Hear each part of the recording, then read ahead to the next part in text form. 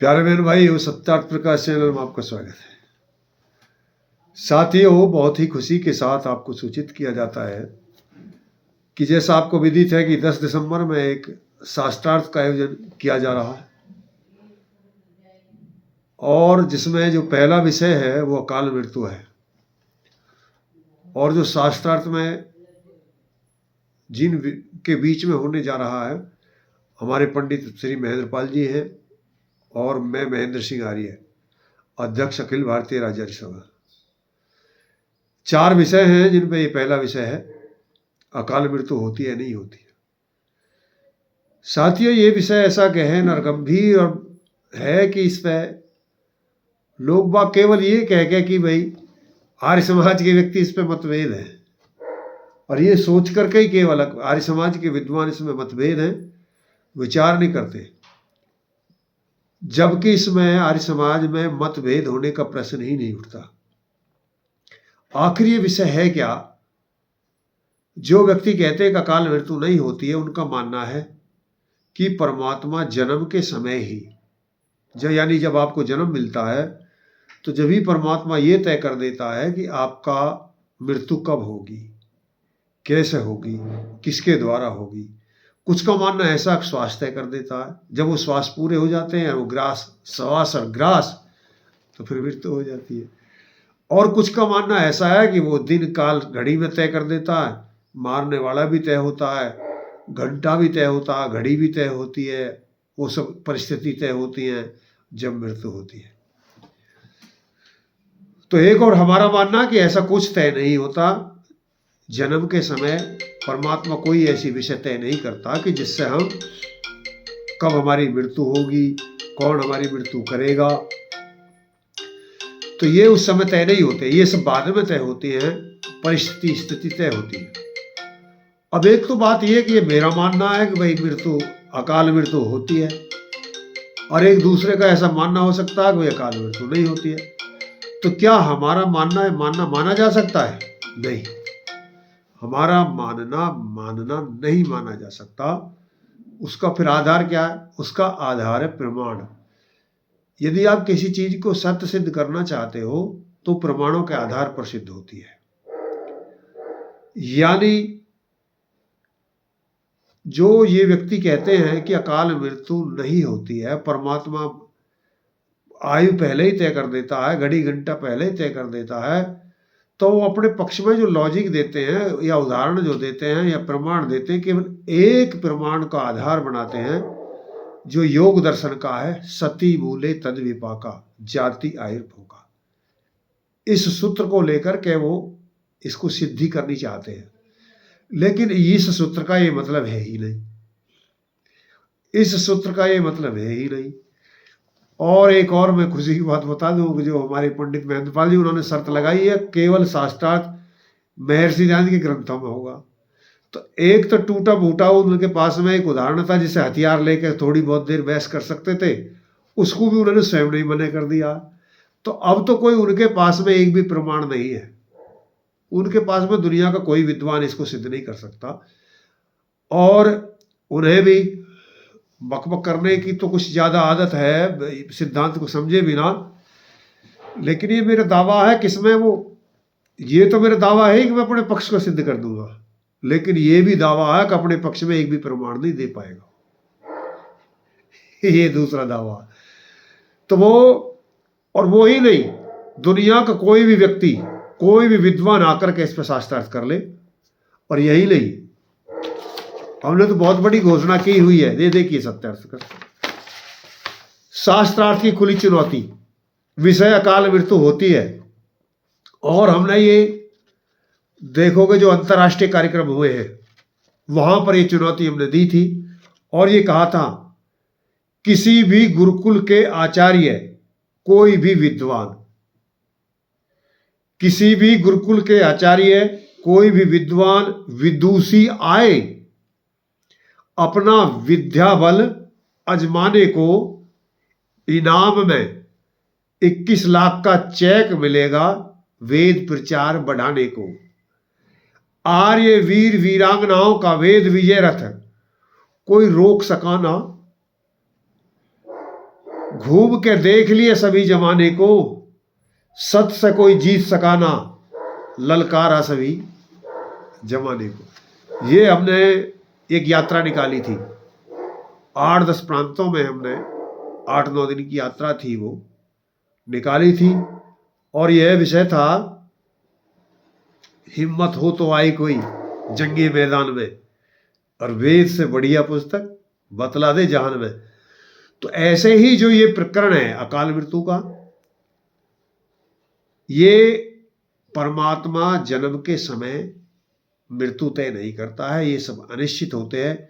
इस बात को सिद्ध करने के लिए हमारे पास में हजारों प्रमाण है, एक आदमी हजारों प्रमाण है।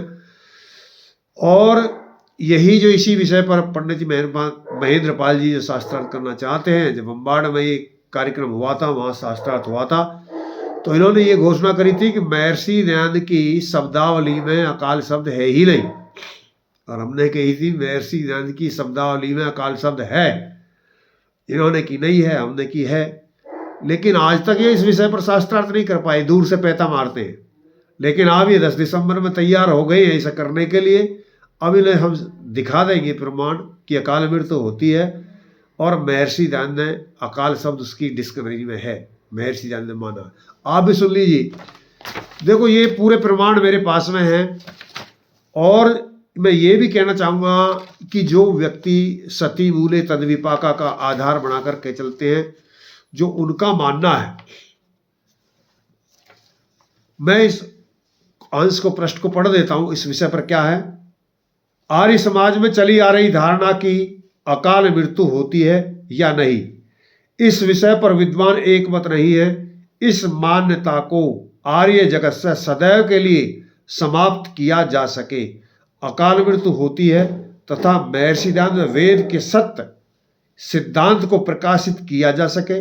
विद्वानों में इस विषय पर शास्त्रार्थ की अत्यंत आवश्यकता है, क्योंकि दो विरुद्ध मान्यताएं दोनों कदापि सत्य सिद्ध नहीं हो सकती। अतः ऐसे संसात्मक ज्ञान को युक्ति व प्रमाणों द्वारा निश्चय करना न्याय दर्शन में सत्यासत्य के निश्चय करने कराने के लिए 16 पदार्थों का ज्ञान कराया है, एवं सत्यासत्य का निश्चय करने के लिए वाद करने को कहा है। महर्षि दयानंद जी भी सत्य को जानने के लिए वाद प्रतिवाद को अनिवार्य मानते हुए लिखते हैं कि जब तक वादी प्रतिवादी होकर रीति से वाद व लेख न किया जाए, तब तक सत्यासत्य का निश्चय नहीं हो सकता। जब विद्वान लोगों में सत्य असत्य का निश्चय नहीं होता, तभी अविद्वानों में को महाअंधकार में पड़कर बहुत दुख उठाना पड़ता है। इसलिए सत्य की जय और असत्य की क्षय के अर्थ मित्रता से वाद व लेख करना हमारी मनुष्य जाति का मुख्य काम है। यदि ऐसा न हो तो मनुष्य की उन्नति कभी न हो। सत्यार्थ प्रकाश, द्वादश समुल्लास। ये जो साथियों आपने सुना, ऋषि जी इस चर्चा को आवश्यक मानते हैं, और जो हमने विषय में जिसको आधार बनाते हैं, जो व्यक्ति ये मानते हैं कि अकाल मृत्यु नहीं होती है, तो वो तय करते हैं कि जाति आयु ये तय कर देता है परमात्मा, और भोग तय कर देता है। जो योग के अंदर बात है वो सही है, लेकिन सही कैसे हो सकती? जाति का मतलब ये नहीं है कि गुजर, नाई, जाट, राजपूत, अहीर ये परमात्मा तय करता है। जाति क्या है? ये तो हमारी जाति हमने बनाई है, परमात्मा की बनाई है। वृक्ष है, पशु है, पक्षी है, कीट है, पतंग है, नर है, मादा है, ये जाति परमात्मा बनाता है, जिनको हम बदल नहीं सकते, वो परमात्मा। अब आयु भी ऐसी अलग है। मान लीजिए मनुष्य की आयु कितने दिन की है, यदि सावधानी बरतता तो 300-400 वर्ष भी जी सकता है, असावधानी बरतता तो गर्भ में भी मर सकता है। लेकिन इसको ये मान लेना कि वो परमात्मा ने गर्भ में मारा था, तो ये सब बात गलत सिद्ध हो जाएगी। हाँ, जैसे एक कीट की कितनी उम्र है, एक मक्खी की कितनी उम्र है, तो जैसे हमें शरीर दिए उनकी ऐसी आयु दी। एक वृक्ष की कितनी उम्र है, एक जैसे देखेंगे बड़ का पेड़ है उसकी कितनी आयु है, एक मक्का का पेड़ है उसकी कितनी आयु है, तो क्या इनकी बराबर हो सकती है? कि ये तय किसने की है? परमात्मा ने तय की है। तो ये जात और भोग भी इसी प्रकार है। और जो लोग व्यक्ति यदि इसका नकारात्मक या उल्टा अर्थ क्या है, यानी भोग परमात्मा तय करता है, हम क्या खाएंगे, कैसे मकान में रहेंगे, कैसी गाड़ी लेंगे, कैसे साधन करेंगे, कैसी शादी करेंगे, ये भोग परमात्मा तय करता है। लेकिन ये नहीं करता परमात्मा तय। परमात्मा कैसे भोग तय करता है, जैसे हम सामर्थ्य दें, ऐसे भी जीव परमात्मा ने तैयार किए जो बिना जल के रह सकते हैं। जैसा आपने सुरैली, जो अनाज में पैदा होने वाले जो जीव होते हैं वो बिना जल के रह सकते हैं, तो उनमें ये भोग भोगने की सामर्थ्य है। और ऐसे भी पक्षी परमात्मा ने बनाए हैं जीव कि जो बिना जल के नहीं रह सकते। जैसे मछली है, वो बिना जल के नहीं रह सकती। एक जल के बिन रह सकता है, एक बिना जल के नहीं रह सकती। तो ये किसी बनाई ही रचना, ये भोग भोग रहे हैं। मछली जल में रह के भोग भोग रही है, और जो अनाज के अंदर बीमारी, रोगाणु है, कीड़ा है, सुरैली, ढोरा, जो कुछ भी है, वो सब अपने भोग भोग रहे हैं। और कुछ ऐसे भी सामर्थ्य परमात्मा ने दी है जो दोनों जगह रह सकते हैं। जैसे सर्प है, जल में भी रह सकता है, मेंढक है, जल में भी रह सकता है, और कितने ही ऐसे जीव जंतु हैं जो जल में भी रह सकते हैं और बाहर भी रह सकते हैं। जैसे मगरमच्छ बाहर भी रह सकता है और जल में भी रह सकता है। तो ये सामर्थ्य किसने दिए, भोग किसने दिए, परमात्मा ने दिए। अब पक्षी आकाश में उड़ सकता है, पक्षी आकाश में उड़ सकता है, पृथ्वी पे भी चल सकता है। हम पृथ्वी पे चल सकते हैं, आकाश में नहीं उड़ सकते। लेकिन हमको इतनी बुद्धि दी है, और हम ऐसे यान बना करके और कितने साथियों को उड़ा सकते हैं। तो ये भोग भोगने की सामर्थ्य परमात्मा द्वारा दी गई, ये बात सही है, लेकिन कैसी दी गई ये जानना जरूरी है। वो व्यक्ति इस बात पर नहीं सोच पाते हैं, विचार कर पाते हैं, उसको भोगों को उस तरह दूसरी तरह सोचते हैं। और यदि हम ये मान लें कि सब कुछ परमात्मा ही तय कर देता है और शास्त्र तय कर देता है, तो थोड़ी देर के लिए सोचिए, जैसे हमारे श्रद्धानंद जी थे, और श्रद्धानंद जी माना कि शास्त्र तय है, और शास्त्र तय है, उतने समय पर उसको मृत्यु होनी है। अब मानिए मारने वाला भी तय है, अब जो उसको मारेगा, गोली मारनी है जिसको। अब श्रद्धानंद ने योग शुरू कर दिया। पहले वो शराब आदि पीते थे, व्यसनी थे। फिर उन्होंने जब योग शुरू कर दिया तो उन्होंने तो दारू छोड़ दी, सब कुछ छोड़ दिया, प्राणायाम करने लगे, तो श्वास बढ़ा लिए, लंबा समय कर लिया। अब श्रद्धानंद जी ने तो साधना करके अपने श्वास बढ़ा लिए, लेकिन श्रद्धानंद को परमात्मा द्वारा गोली लगवानी है। यदि अकाल मृत्यु नहीं मानते हो, तो मैं उदाहरण दे रहा हूं, यदि आप अकाल मृत्यु नहीं मानते हो और स्वास्थ्य मानते हो, तो जब ये बताइए मुझे कि जब श्रद्धानंद जी ने तो उम्र बढ़ा ली, लेकिन फिर परमात्मा विवश हो जाएगा, जिसके द्वारा गोली लगवानी उसकी भी उम्र बढ़ाए।